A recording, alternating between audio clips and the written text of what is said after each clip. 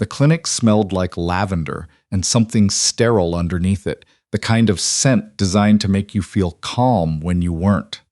Norah sat in the waiting room with her coat still on, her fingers wrapped around a paper cup of lukewarm chamomile tea she hadn't touched, watching the fish tank in the corner like it owed her an explanation. She was 34 years old. She had a dental practice with 12 patients booked every weekday, a 2-bedroom apartment in Westmount with good light, and a leak under the kitchen sink she kept forgetting to report, and no one to call when something happened, good or bad. She had chosen that, mostly, or she had let it happen slowly enough that it felt like choosing. The decision to do this alone hadn't come in a single moment. It had arrived over 2 years, in small installments. When her sister Bet called to say she was pregnant for the 3rd time, and Norah had felt something close to envy she didn't know what to do with. When her last relationship ended the way they all did, not in a fight, but in a long, polite fading, like a song you stop noticing is still playing. When she turned 33 and her doctor, very gently, mentioned the phrase egg quality in a way that made her want to walk directly into the St. Lawrence River. She was not doing this out of desperation. She told herself that clearly, sitting in the waiting room with the lavender and the fish tank. She was doing this because she wanted to, because she had thought about it for long enough that it had stopped feeling radical and started feeling like the most reasonable thing she'd ever considered. The nurse called her name, Norah Calloway, and Norah stood up, left the untouched tea on the side table, and followed her into the consultation room.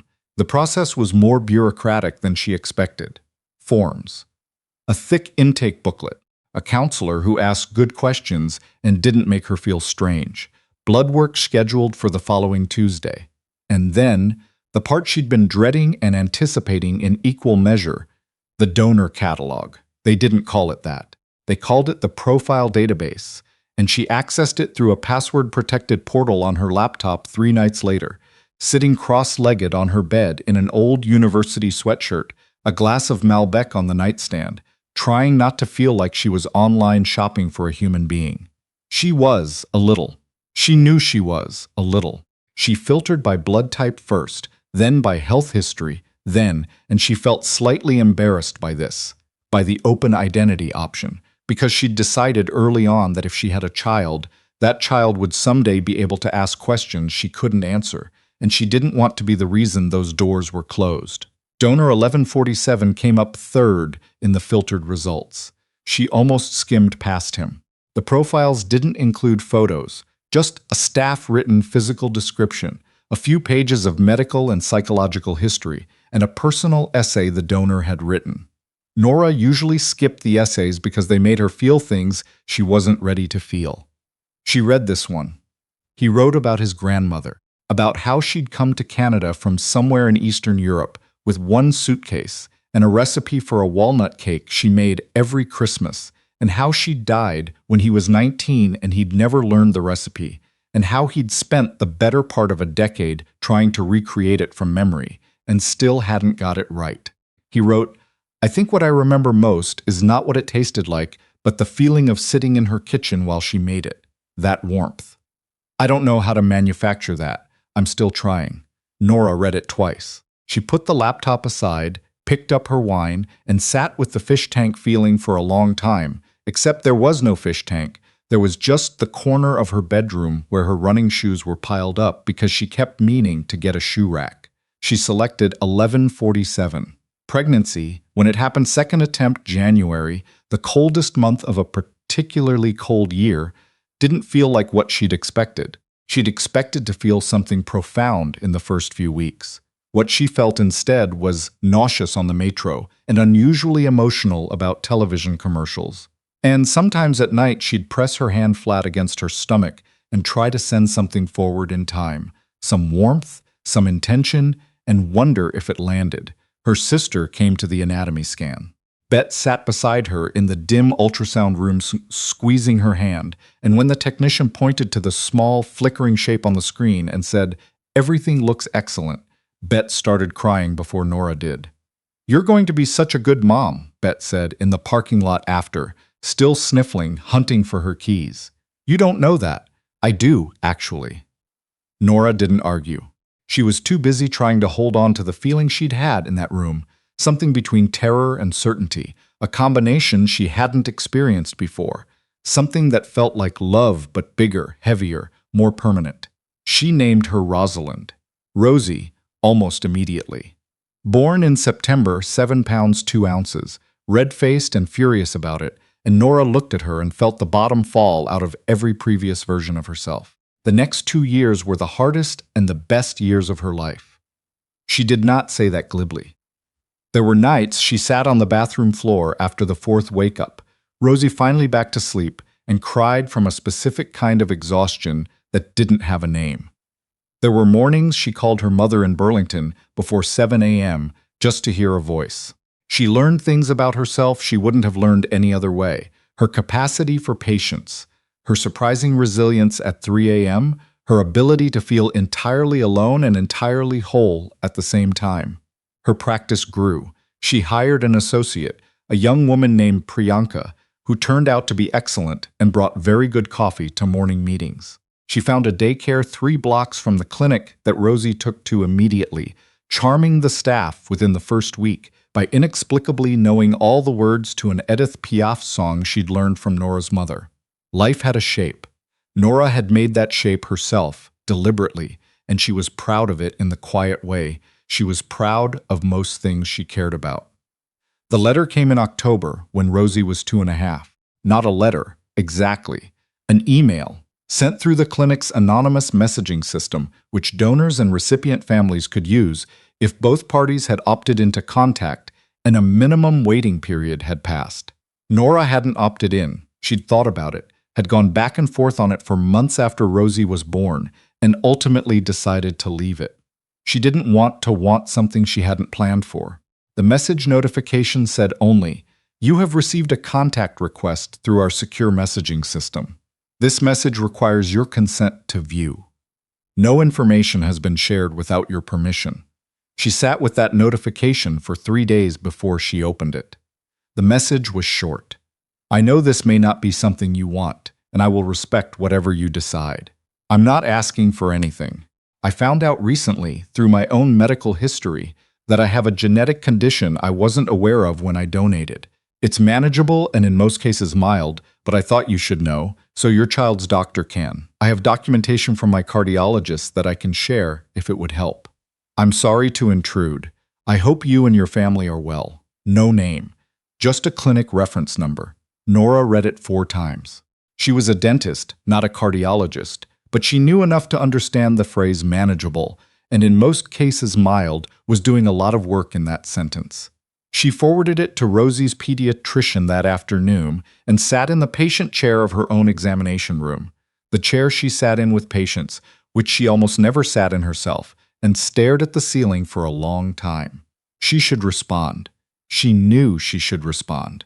The responsible thing, the sensible thing, was to ask for the documentation and say thank you and get Rosie's heart checked and move on.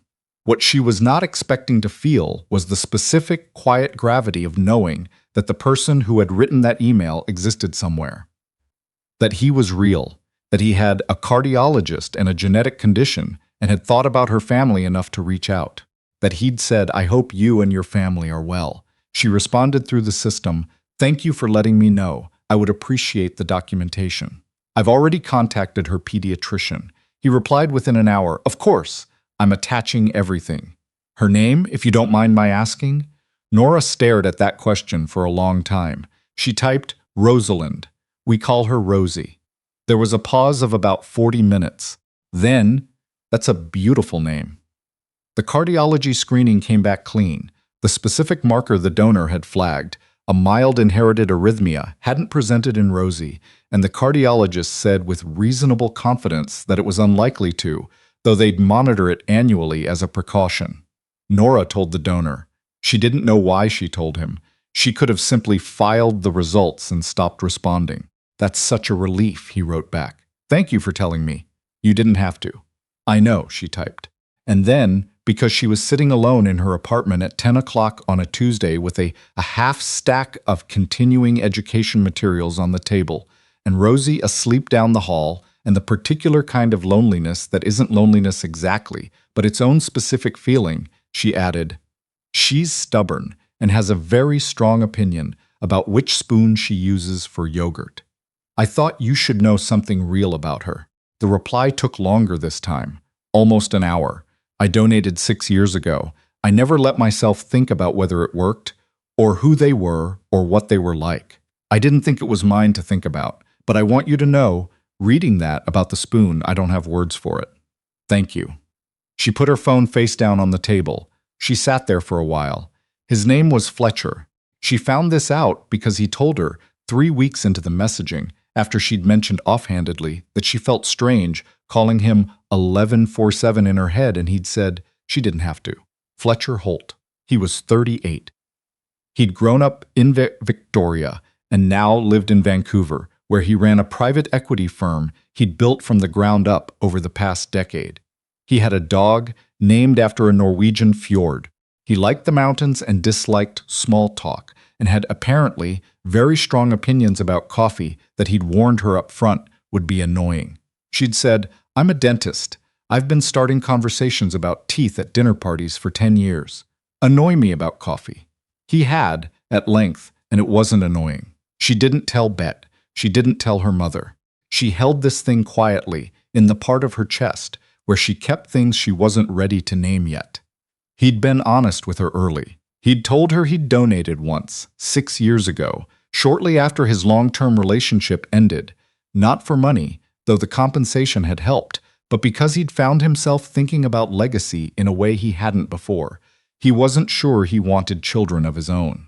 He'd never found a person to want that with. He'd thought of it as a kind of giving, at a distance, that he could live with. "Did you regret it?" she asked once. "No," he said. "But I never really let myself feel it until now. Is that better or worse? Honestly, I don't know yet." She understood that. She respected it. She was a person who had made her decisions carefully, and still found herself surprised by what she'd stepped into. Not unhappily, but surprised. She recognized the shape of that in him. She started to look forward to his messages. That was the part she should have been more careful about. She was looking forward to them before she admitted she was looking forward to them, and then it was already several weeks in, and she was showing Bet a funny text from a friend without saying which friend, and she was telling Rosie, who understood maybe 40% of what Norah said to her, that they were having waffles for breakfast because Norah felt like celebrating and not entirely knowing what she was celebrating. When he asked to call her, she said yes before she thought about it.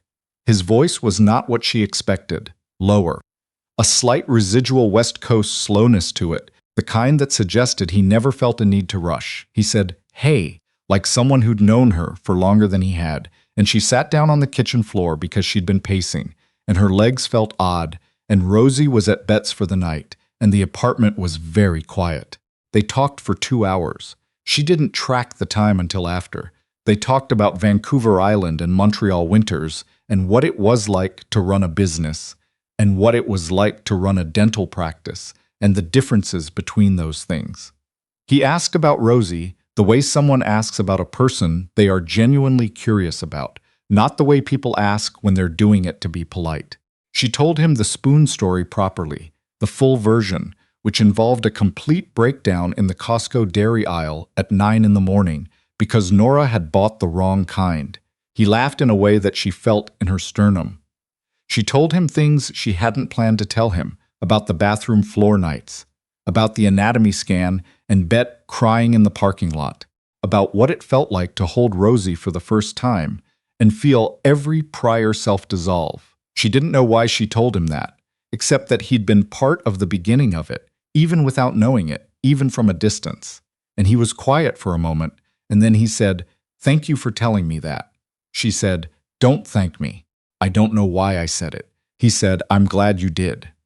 After she hung up, she sat on the kitchen floor for another 10 minutes in the dark because she didn't quite trust her legs yet, and outside the window Montreal was doing what Montreal does in November, which is commit fully to the darkness, all the streetlights haloed in cold moisture, and she sat there and thought, okay, this is something. The complication arrived on a Thursday in December, as complications tend to, not announced, not at a good time. His assistant called her clinic. She didn't know how they'd found the number. The assistant was professional, pleasant, brief. Mr. Holt's business partner was raising concerns about a potential legal exposure around donor arrangements, and Mr. Holt's legal team was strongly recommending all contact be suspended while counsel reviewed the situation. She was very sorry for any inconvenience. Norah thanked her, hung up the phone, and sat in her office for 7 minutes with her hands very still in her lap. Then she went back out to her patient in chair 2 and finished a crown prep, and she did not think about it again until she was in the car going to pick up Rosie from daycare, and then she thought about it very hard for the entire drive. She didn't know what she'd expected. She hadn't let herself build expectations. She'd thought. She'd been careful. She'd been sensible. She was a person who made lists and had good insurance and never forgot to check the weather before a drive. And she'd still let something small and unplanned grow in her chest. And now someone's legal team was recommending all contact be suspended, and she was stuck at a red light on Sherbrooke thinking about a man in Vancouver she'd spoken to exactly once on the phone. Okay, she thought. Fine. This is also something. This is the other thing. She called Bet when Rosie was asleep. I did something, she said. Define something. She told her. All of it, the email, the messages, the phone call, the voice, the floor, November, the assistant calling her clinic. Bet listened without interrupting, which Norah noted as significant because Bet almost never didn't interrupt. Okay, Bet said when she was done. Okay? I mean Norah. Obviously. Obviously what? You've been strange since October. I thought you'd started dating someone. I haven't been strange. You brought up walnut cake at Thanksgiving. You hate walnuts. You've hated walnuts your whole life. Norah did not respond to that. What are you going to do? Nothing. What's there to do? His legal team suspended contact. His legal team suspended contact. He didn't. That's a distinction without a difference. It is absolutely a distinction with a difference. Norah, are you serious right now? She wanted to argue that. She didn't, because Bet was right, and she knew Bet was right. And she'd spent 7 minutes sitting very still in her office because somewhere underneath the composed surface, she was a person who had just been cut off mid-sentence by a stranger's legal team and minded it more than she was comfortable with. She slept badly that night. Rosie climbed into her bed at 4 a.m., the way she sometimes did, and pressed her small warm face against Norah's shoulder and went immediately back to sleep. And Norah lay there in the dark, with this daughter she had made, this entirely specific and impossible small person, and thought about walnut cake and fjords and a voice on the phone, and the way it felt to have something growing in the quiet part of your chest and not yet know what to do about it. He texted her personal number. She hadn't given it to him through the clinic system, which meant he'd found it another way, which said something 4 days later. I owe you an explanation and an apology. The legal situation was real, but my counsel was overcautious, and I should have been the one to tell you, not my assistant calling your clinic. That was wrong. I'm sorry. She read it standing in the school pickup line, Rosie's small winter coat on her arm. She typed, "It's fine." She erased that. She typed, "Thank you for explaining." She erased that too.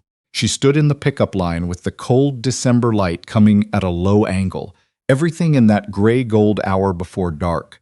Other parents around her in their coats and scarves, and Rosie came out the door in her small boots, looking incredibly purposeful about where she was going, which was directly to Norah, and Rosie said, "Mama," and lifted her arms, and Norah picked her up and held her for a moment before they started toward the car. She typed, "You have a dog named after a fjord. I want to know which one." He replied, immediately, "He's enormous and dim and very gentle." "Of course you call him that," she typed. "Are you okay?" he wrote. She looked at Rosie, already in her car seat, already absorbed in examining a sticker she'd got from her teacher, completely unbothered by the universe. She typed, "I'm working on it." He wrote, "Can I come to Montreal?" She sat very still with her phone. Rosie said, "Mama, look, star." Norah looked. It was a star. A sticker star, gold, with a slightly crooked point, and Rosie was holding it up with the reverence you'd give a rare discovery. She looked back at the phone. She typed, "When?" He arrived on a Saturday afternoon, mid-January, the sky that specific shade of Quebec winter white that isn't quite cloud and isn't quite sky. Norah had spent approximately 3 days pretending not to be nervous and was still pretending when she buzzed him up. And then he was standing in her doorway with a carry-on bag and a look on his face she didn't have a name for yet, careful and uncertain and something else, something warmer. And she thought, there you are. She didn't say that. She said, you made it. Traffic from the airport, he said. Highway 20. My driver was optimistic. She stepped back to let him in. He took off his coat. He was taller than she'd pictured somehow, though she'd never tried to picture him, and he moved through her front hallway with the particular ease of someone who is paying close attention to their surroundings while pretending not to. Rosie was in the living room, constructing something elaborate out of blocks, and she looked up when he came in. Norah watched his face. He had clearly planned to be measured. Careful. She could see him preparing to be measured and careful. And then he saw Rosie, and something in his face changed. Nothing dramatic, nothing he'd call dramatic, just a small shift, like a light adjusting, and he didn't move forward, he just stood there in the way you stand, when you're not sure if you're allowed to step into something. Rosie looked at him with the frank, assessing gaze of a 2-year-old with no social filter. Then she picked up a block and held it out. He crouched down to her level. He said, "Thank you. That's a good one." Rosie said, "Red." He said, "You're right, it is." Norah stood in the doorway between the hall and the living room and let the moment be what it was without trying to shape it. Something in her chest was doing that thing again, the thing with no name, the thing she was slowly becoming less afraid of. He stayed for 3 days. They didn't make anything official. They didn't have a conversation about what this was or what it would become. He slept in the guest room, her mother's room, technically, when her mother visited, and in the morning she made coffee and he made strong opinions about it, and she let him. And they took Rosie to the park down the street, where the frozen wading pool made an excellent skating surface for small boots, and he held Rosie's mittened hands while she shuffled in wide, uncertain circles. And Norah stood at the edge and watched them and thought, this is not what I planned. And then, I know, that's not the point.